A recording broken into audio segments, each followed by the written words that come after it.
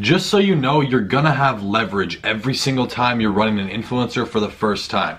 There's a lot of different points we're gonna need to talk about when it comes to negotiating. I'm gonna try and run through this as fast as possible, but negotiating is super important. I think a lot of people they either accept or reject whatever the influencer is giving them right off the bat, and they don't understand that there's kind of ways, I like to use the word finesse. You can finesse these influencers to get a substantially lower rate on your first shout out, okay? This is called a test shout out. So once you've gone through, identified influencers, contacted them, and kind of worked out a deal, in that stage where you start talking about pricing, how long it's going to be up for, and everything about that, that's where it comes into negotiating, okay? And we're going to talk a little bit about using time to your advantage as well, because obviously they can leave the post up for an hour, and they can also leave the post up, well, technically forever, but usually up to 24 hours. So first thing you need to know, it's always negotiable. Whatever price they give you, it's always negotiable, especially if you've never run a shout out on that influencer page before.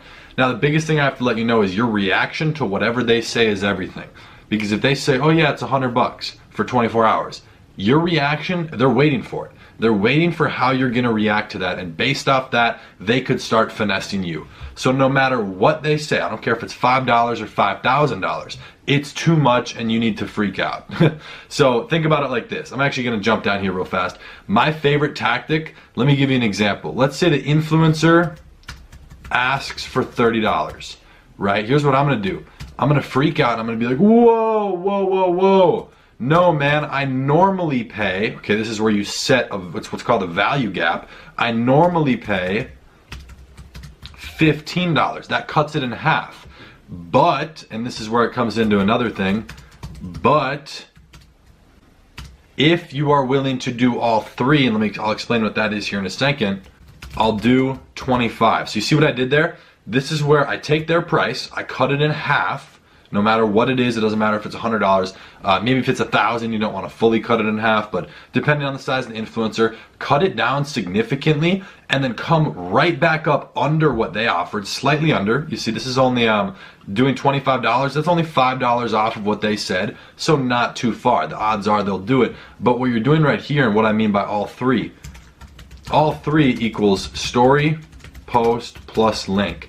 So you're getting a story post on their Instagram story, either saying swipe up, which is the call to action if they have that feature. If not, it's saying click the link in bio. You're getting a post on their page, right? A main page post in their feed, as well as a link in bio to accompany that. So getting those three, I'm gonna kind of break down, and I'm sure we've talked about exactly how to structure that, because all three is gonna get you a lot more reach. A regular post might get, let's say, 10,000 likes. And a story is going to get 20 to 25,000 views. But those 10,000 people who like the post aren't necessarily going to all have viewed the story. So there's not really going to be too much overlap, maybe a few thousand people, but in reality it's going to reach 30 to 35,000 people. So a lot more people, a substantial amount more by getting both of these, and then the link, that's where they can go click and take action on the offer. Okay, so this right here is my personal favorite strategy on how to structure for negotiation. The biggest thing is just being able to have them validate that. So for me, it's like I'm really undercutting so that they think that their competition, other people in their niche, their space, are a lot lower than what they are. It makes them feel like, oh wait, you know, maybe I am charging too much. I'm not doing a lot of shout outs. That could be the reason why. It gets them thinking. Right, so if you say, oh no, we normally pay $15 for a page with your engagement, your size, in this niche, you know, it gets their wheels turning a little, and then you come immediately, in the same message you send them, you come right under their offer. That way they can really validate dropping down below just $5, okay? It's only a very small percentage, small dollar amount lower than what they had initially wanted. So they can do that, and especially because you're ordering it for the first time. You've not run a shout out with them yet. So to them, they want long-term business. If you act like you know what you're talking about, you're saying, oh, yeah, you know, we have multiple stores. We're just looking to build another list of influencers that we want to work with long-term. What's going on in their brain once you say that?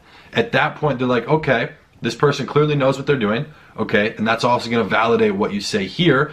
Normally pay $15. You know, maybe he does know what he's talking about when it comes to pricing. Maybe I am too expensive. So it's going to really get them thinking, then you can kind of finesse them and manipulate them a little bit. You know, nothing bad, of course, but in that sense, you can get them to do what you want or a little bit in your favor. And at that point, they think that they're going to be getting your long-term business, which they might. If the page works and you make money, obviously you're going to keep buying shout outs. But they don't know that. You're just saying that. They don't know that you're going to do that 100%. But in their mind, they can validate giving you a slightly lower rate because they think they have the potential to get that long-term continuous business, which is what they want. Instagram influencers want to make money.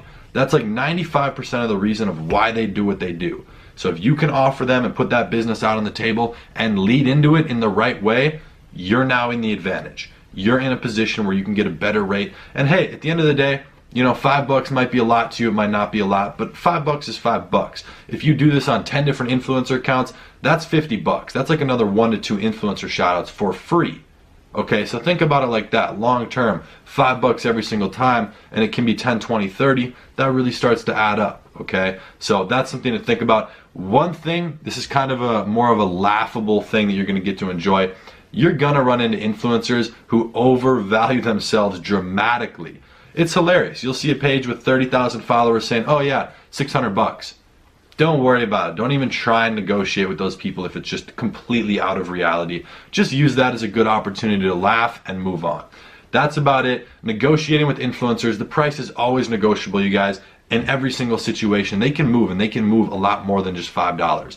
So if I've had influencers, just to give you a little bit of a perspective on a scale, I've had influencers where they say $225 and I end up getting it for $100. Okay, so they really do have margin. At the end of the day, they don't really have a cost to post on their own page, right? It's their page, they own it, it's free, it's social media, it's Instagram. So they can post on there, you just have to know how to lead off. I hope that helped, and I'm gonna see you guys in the next video.